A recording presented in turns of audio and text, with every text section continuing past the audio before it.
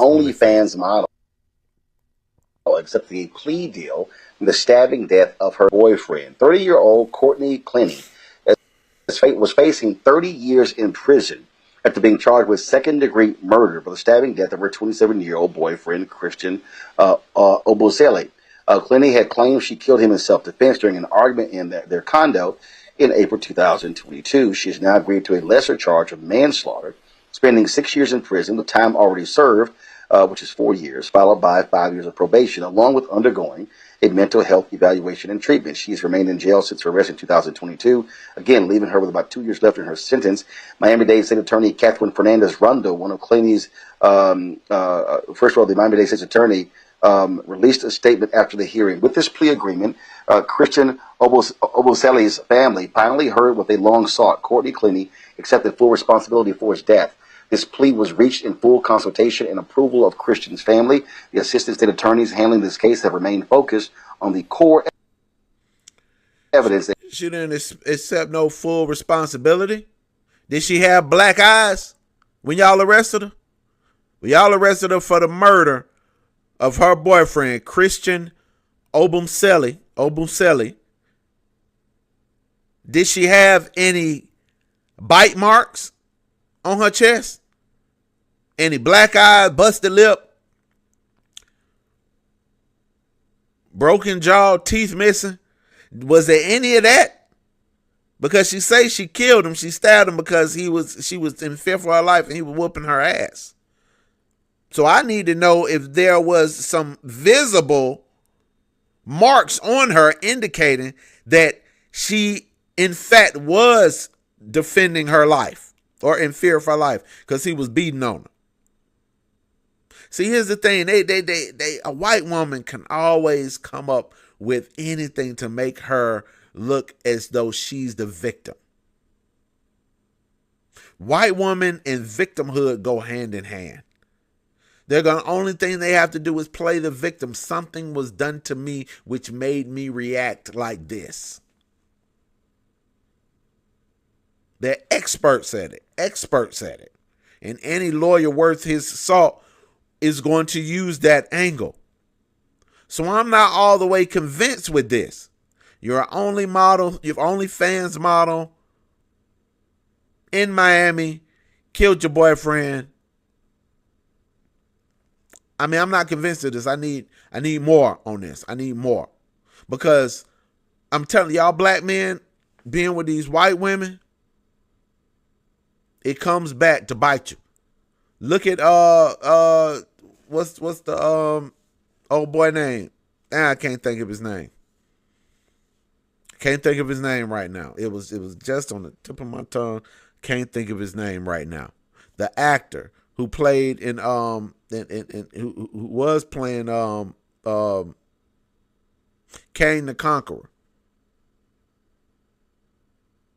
Jonathan I can't remember his last name. But yeah, him. Y'all know who I'm talking about. With the white woman. Jonathan Majors. With the white woman who was chasing him down the street. He didn't even do nothing to her. He was running from her. And it ruined everything. Ruined everything. Ruined a whole Marvel storyline. He was about to be blasted off into the stratosphere. Even more than he already was. And this white woman chasing him got him messed up. He ain't even did nothing. She was beating on him. Whooping his ass. And he got in trouble for it. Ruined his whole life. Now, I did lead him to meet Megan Good, so that's good. No pun intended. But besides that, his whole career was basically trashed. You know, it looks like he's on a comeback right now, but that's been at least 5 years, something like that, 4 or 5 years. So, a lot of time messed up. Let's keep going and see what else going on with this white OnlyFans model who viciously stabbed and murdered this black man, this innocent black man. That Clenny stabbed Christian Obumseli as part of a pattern of escalating violence toward him. Nothing can heal the wounds caused in that day In April, I hope today's guilty plea brings his family a measure of justice too long denied. What was interesting about this also, Zachary, is that there were a lot of black people who were lighting up this brother because he had made a lot of anti-black comments, especially about black women, and he ends up getting stabbed out and murdered by a white woman. May he rest in his preference. But Roland, to every black person out there who were saying things like that, damn, you said may he rest in his preference. Damn. Yeah. Yeah, may he rest in his preference. But this isn't about him. This is about how the justice system has given permission to take away any. That was a cold statement. I ain't never heard that before. Rest in his preference. Okay. You got down with that one, bro. Black life without appropriate consequences, and it's sending a message to the broader community out there of people who want to do us harm and who want to see us dead, that they can do so because black life has no value in Trump's America. That is a dire consequence of the 2024 election.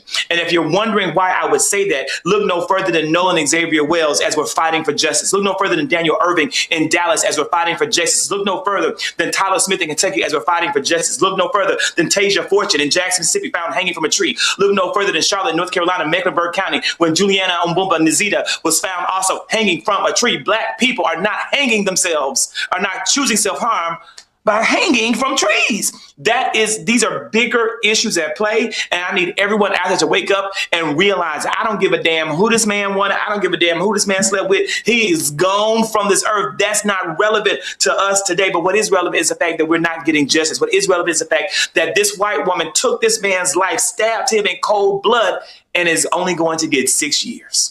Only going to get 6 years. We all know someone who is black, who did significantly less harm to anyone, including to themselves, and received a harsher sentence.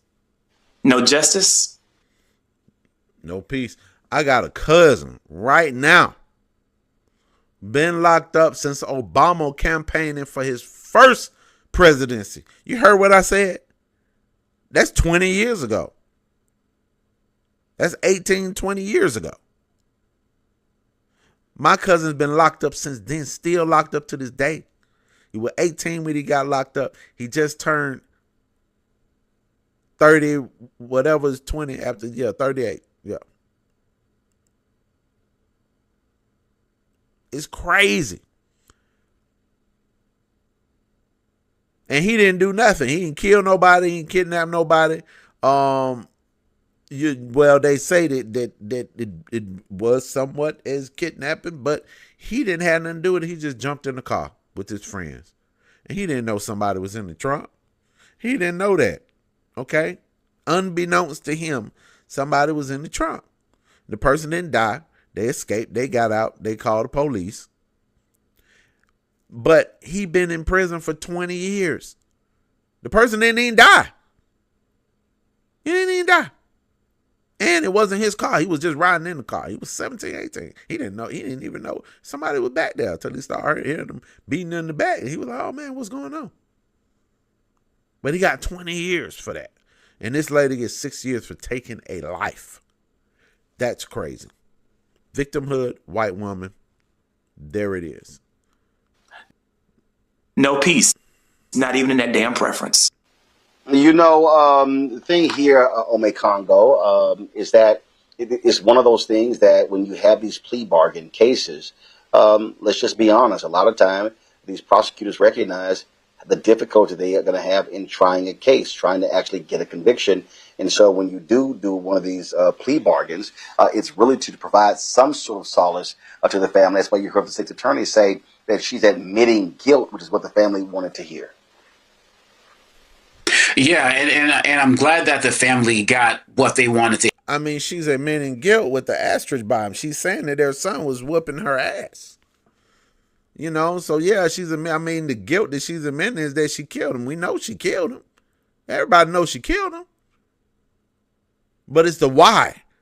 The why is the problem that would sit wrong, that would sit bad with me as a parent or as a family member of this man. Because you're saying that my son or my brother was whooping your ass, that he was a woman beater. That's the last image that you're leaving with people is that my loved one was a woman beater, beat women. So now you're going to have people that sympathize with her because they're going to be like, oh man, poor OnlyFans model, black boyfriend beating her up, and she had to do what she had to do. Now she has sympathy. So that means nothing. I mean, I can't speak for the family. I don't know how they feel about it, but I would think that would be a slap in the face to the legacy of my loved one. That the reason he died is because he got stabbed by his girlfriend because he was whooping her ass. That's how I feel about it. She gets 6 years, and he's the perpetrator. Something's wrong with him, but he dead. Yeah. So anyway, that's that situation. OnlyFans model. She has to do 2 more years. I personally hope something happens and she have to extend that, because I think she should at least be in there for 20 years.